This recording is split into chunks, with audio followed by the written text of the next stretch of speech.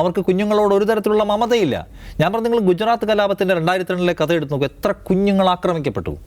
ബിൽക്കിസ് ബാനുവിൻ്റെ കഥ അറിയാമല്ലോ. ബിൽക്കിസ് ബാനുവിൻ്റെ കുടുംബത്തിലെ 7 പേരെ കൊന്നിട്ട് ബിൽക്കിസ് ബാനുവിനെ കൂട്ടമായി മനുഷ്യർ റേപ്പ് ചെയ്തുകൊണ്ടിരിക്കുമ്പോൾ അവരുടെ 3 വയസ്സുള്ള കുഞ്ഞിൻ്റെ കാലിൽ തൂക്കിയെടുത്ത് അടിച്ചു കൊല്ലുകയാണ്. തല ചെതറി ആ കുഞ്ഞ് മരിക്കുമ്പോൾ അമ്മ റേപ്പ് ചെയ്യപ്പെട്ടുകൊണ്ടിരിക്കുന്നു. അതാണ് അതാണ് ആ കഥ. അതിലേതെങ്കിലും പശ്ചാത്താപം അവർക്കുണ്ടോ?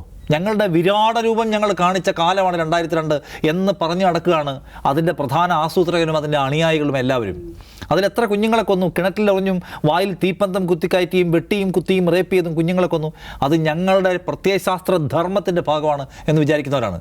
കുഞ്ഞുങ്ങൾ കൊല്ലപ്പെടുന്നതിലോ അവരുടെ ചോര ചിന്തുന്നതിലോ അവർ റേപ്പ് ചെയ്യപ്പെടുന്നതിലോ പ്രത്യേകമായ ഒരു നിലയ്ക്കുമുള്ള വേദനയില്ലാത്ത, നമ്മുടെ കൂട്ടത്തിൽപ്പെട്ടവരല്ലെങ്കിൽ ഏത് കുഞ്ഞിനെയും കൊന്നുതള്ളാം എന്ന് വിചാരിക്കുന്ന പ്രത്യയശാസ്ത്രമാണ് അവരുടെ തല നിറയെ. അതിലവർക്ക് വേദനയൊന്നുമില്ല. അതുകൊണ്ട് ഗസയുടെ പ്രശ്നമെന്ന് വെച്ചാൽ മാറാരുടെയോ പ്രശ്നമാണ്, അത് മാനവരാശിയുടെ പ്രശ്നമല്ല എന്ന് കാണുന്ന ഈ വൃത്തികെട്ട വർഗീയ ആൾക്കൂട്ടം അവരാക്രമിക്കും. അതിലിപ്പോൾ നമുക്ക് അത്ഭുതപ്പെടാനൊന്നുമില്ല. അതിൽ ലീലാവതിയെപ്പോലെ ഒരാൾക്ക് എന്തെങ്കിലും ഒരു അപമാനത്തിൻ്റെയോ എന്തെങ്കിലും ഒരു ഡിസ്ക്രെഡിറ്റിൻ്റെയോ അല്ലെങ്കിൽ ഒരു സങ്കടത്തിൻ്റെ ഒരു ആവശ്യമില്ല. ഈ നായ്ക്കാട്ടങ്ങൾ മനസ്സിലാക്കേണ്ട ഒരു കാര്യമുണ്ട്. ലോകം മുഴുവനുള്ള മനുഷ്യർ ഗസയുടെ വിഷയത്തെ ഏറ്റെടുക്കുന്നുണ്ട്.